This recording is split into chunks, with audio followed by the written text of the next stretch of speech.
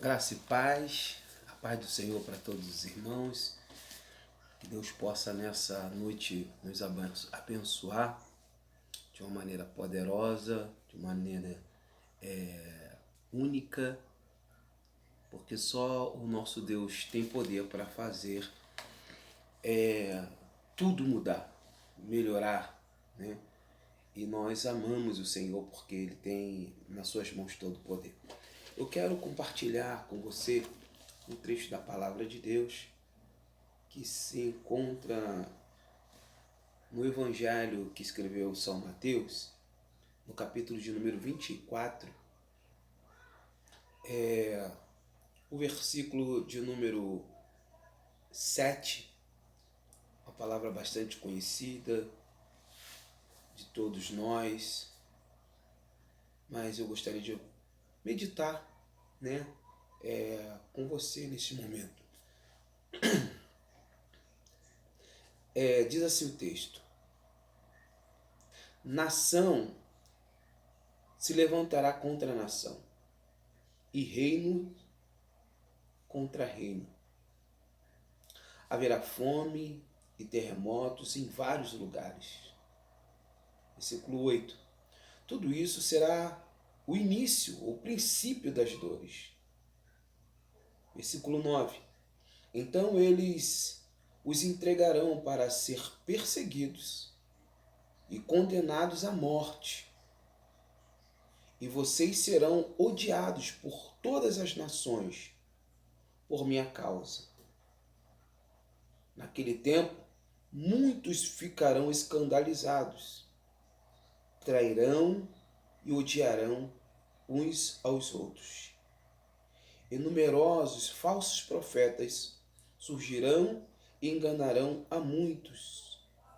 Devido ao aumento da maldade, o amor de muitos se esfriará.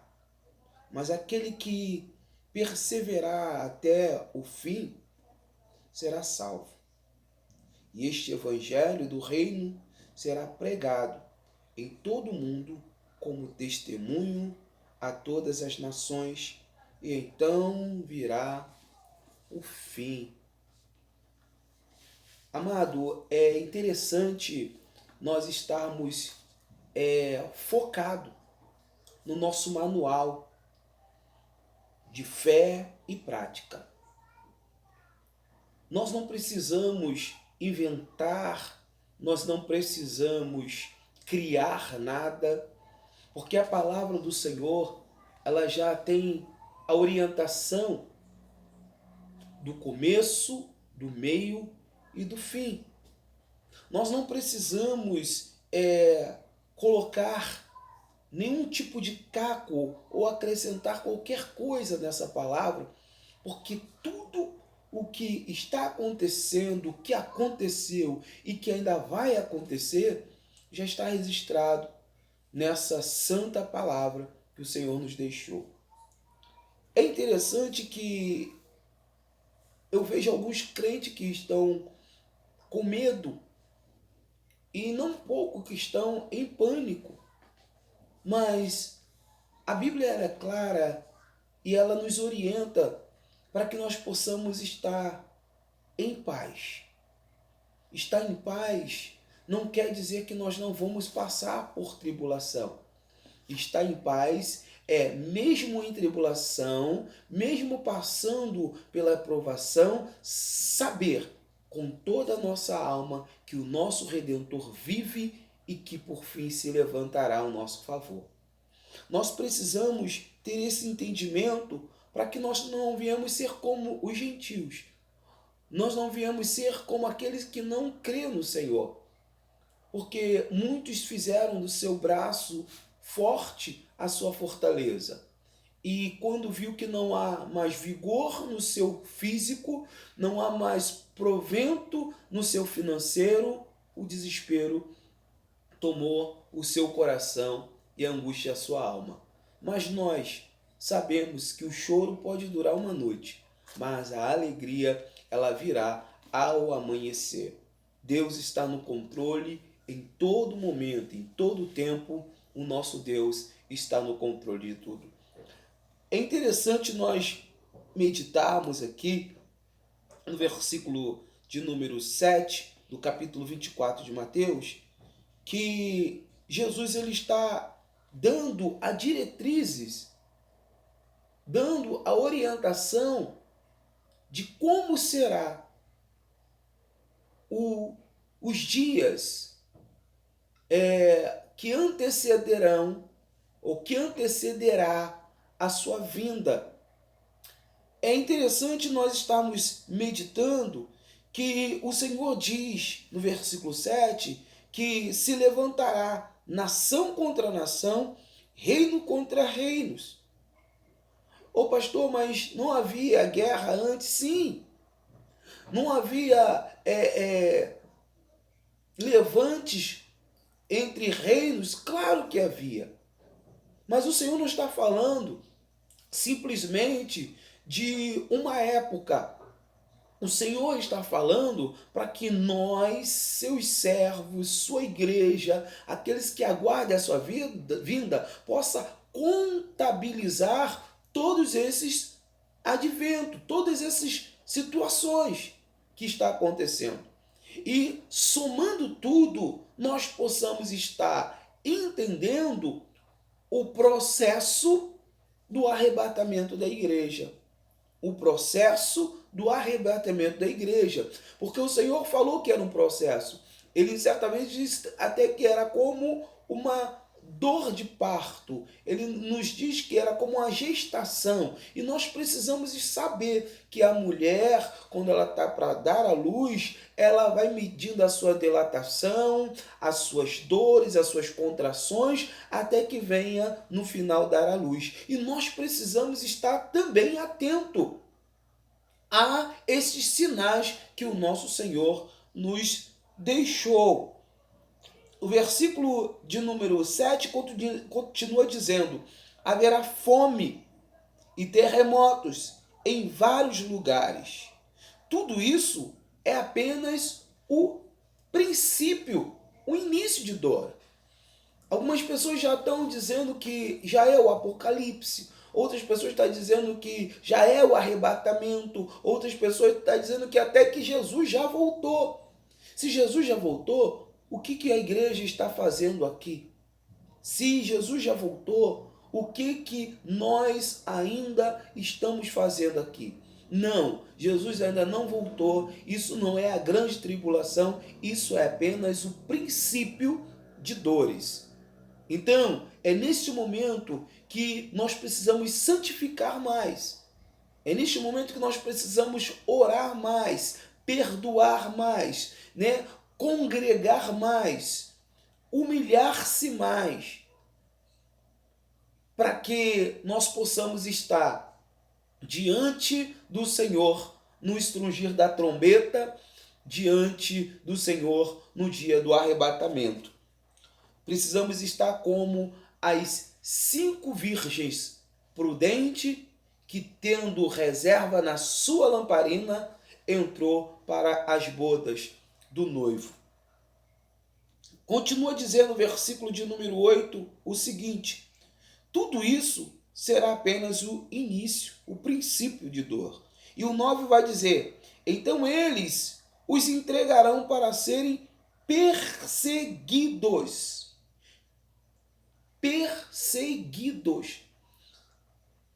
Será que nossa geração está preparada para sofrer a perseguição e não negar a fé?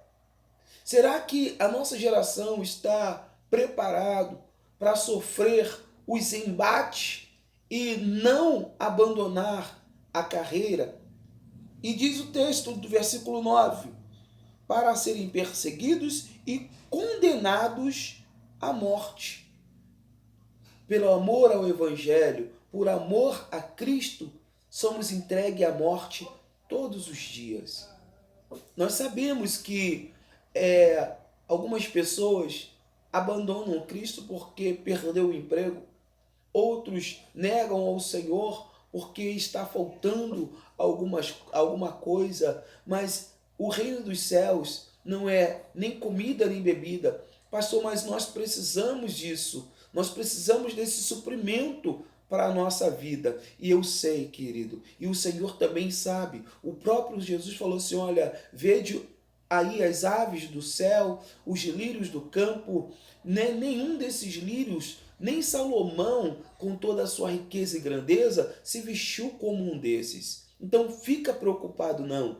Nós, como pais humanos, né, falho, queremos dar o de melhor para os nossos filhos, quanto mais o nosso Pai celestial não nos dará o melhor também nessa terra. Então não fique preocupado, mas não coloque as suas necessidades físicas básicas acima da sua fé, porque nós precisamos saber que ainda que esse corpo venha a perecer, o nosso corpo interior, ele vai se renovar, ele vai ser restaurado e nós vamos viver eternamente, não apenas, né, nesse corpo físico, mas principalmente num corpo espiritual transformado para a honra e glória do nome do Senhor.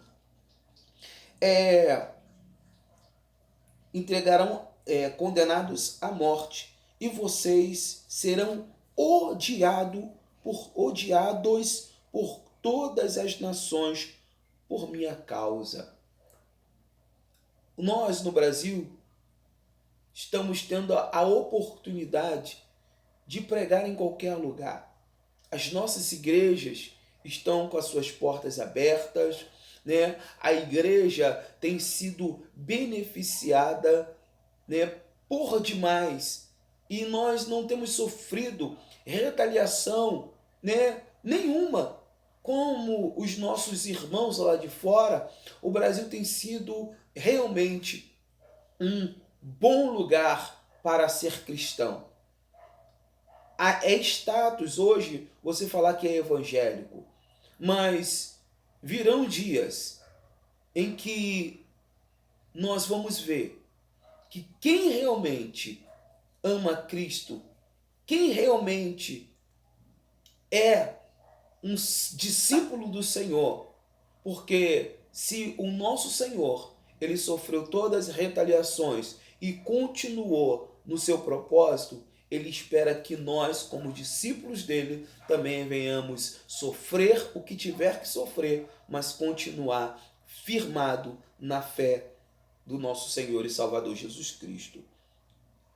Ser odiado, ser perseguido por amor ao Evangelho, por amor ao nosso Senhor Jesus Cristo. E nós precisamos estar preparados para isso.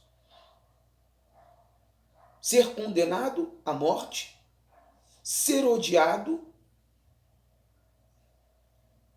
por amor de Cristo e ser odiado não somente no Brasil, mas por todas as nações.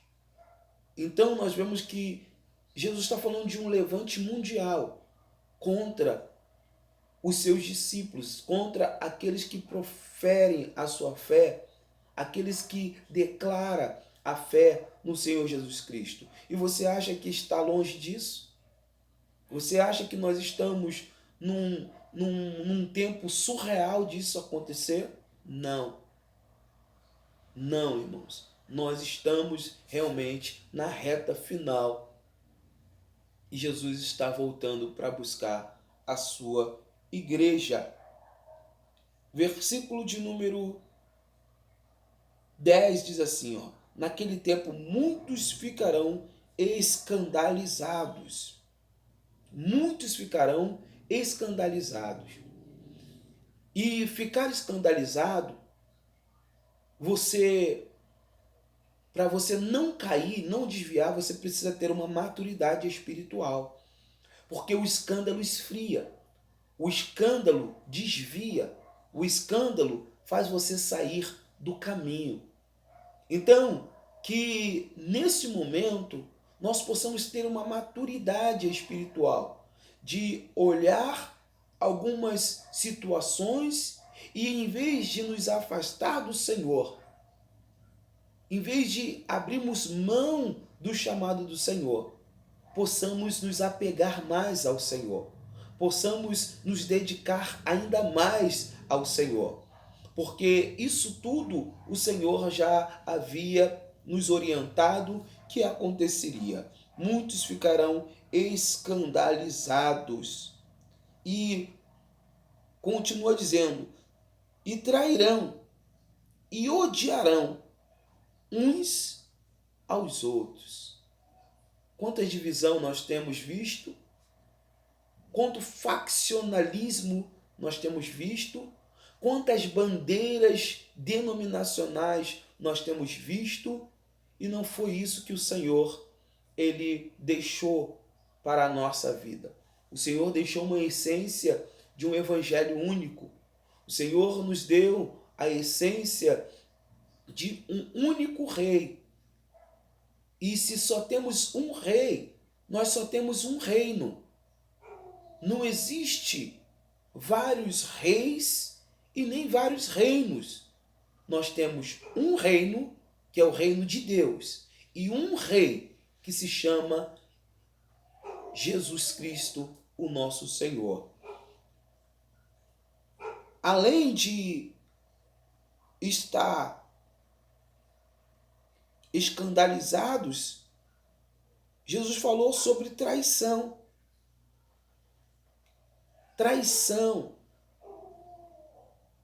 E a traição, irmãos, ela é um veneno para o evangelho. A traição, ela é uma forma de Satanás minar a unidade. Tu vai ver que a traição numa empresa, ela pode levar a empresa a falir.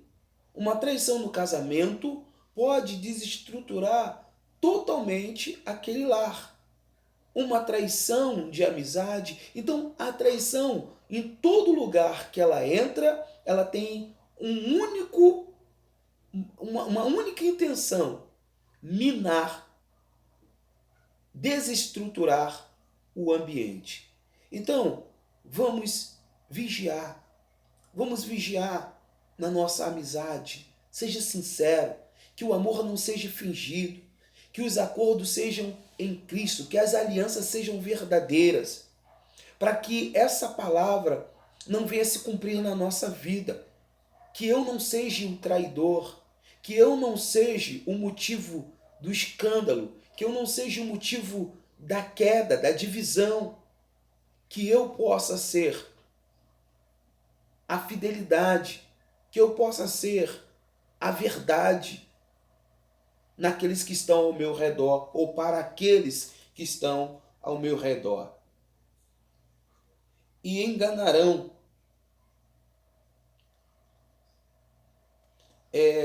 O versículo de... Olha que interessante. O versículo de número 11 vai dizer assim, olha, depois que odiarão, trairão e odiarão uns aos outros, o versículo 11 continua dizendo, e numerosos falso profeta, olha só como é que diz o texto que eu tenho na minha mão, né? Bíblia de temas em concordância que eu tenho aqui. Ó, versículo 11. E numerosos falsos profetas surgirão e enganarão a muitos. O que nós vemos nesse versículo é uma advertência que o Senhor nos dá para que nós possamos ter uma visão espiritual e, além disso, um discernimento espiritual. Porque quem tem discernimento espiritual, antes de ouvir o profeta, ele prova se a profecia é de Deus ou não. Antes de ele engolir, comer aquilo que alguém está dando, ele vai experimentar se aquilo vai fazer bem à sua alma ou não.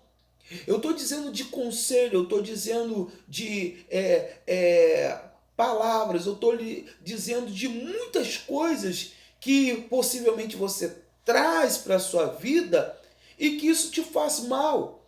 E fazendo mal a você, você vai fazer mal também às outras pessoas. Porque nós estamos numa época, nós estamos numa geração que nós nem procuramos pesquisar se a fonte é verdadeira ou não, se a fonte é salutar ou não. Nós nos preocupamos apenas em repassar as mensagens que nós recebemos. E nós precisamos ter uma maturidade para que nós possamos continuar a crescer na graça, no conhecimento e no avivamento espiritual. Que nós possamos ser, que nós possamos viver o melhor tempo das nossas vidas e que nós possamos ser a igreja do arrebatamento. Eu quero abençoar a tua vida. Eu quero orar por você. Eu quero pedir ao Senhor que venha vos levantar como muro de bronze, como coluna de ferro, e que o Senhor possa fazer de você profeta nessa geração, verdadeiros profetas nessa geração. Curve a sua cabeça e oremos ao Senhor neste momento.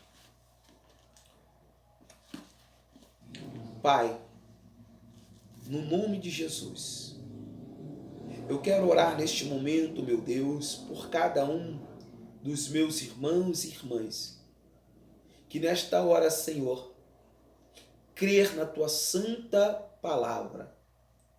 Crer, meu Deus, que esta palavra não é apenas um livro comum, que esta palavra não é apenas, Senhor, frase escrita por alguém.